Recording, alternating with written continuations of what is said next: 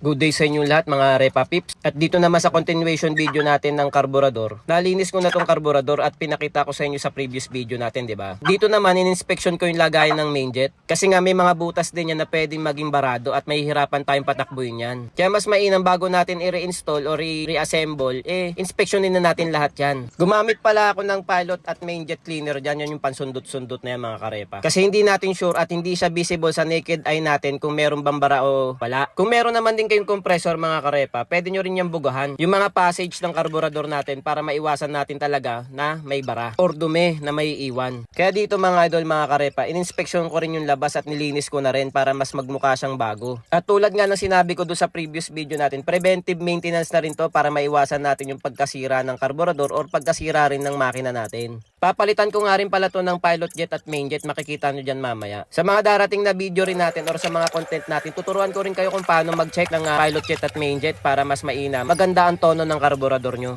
Isa kasi sa pinaka-extensive na gawain ng mga mekaniko ang pagtotono ng karburador mga karepa. Alam nyo ba, ang karburador ang pinakapuso ng engine natin. Ang pinaka-purpose kasi ng karburador natin is mag-pump or magpasok ng gasolina sa makina natin. At ito rin ang main reason kung bakit nag-overheat ang makina natin. Kaya kung wala sa tono yung karburador natin, malilintikan na ang makina natin. Kaya sa mga karepa natin dyan may mga katanungan pa, huwag kayong mahihiyang mag-comment.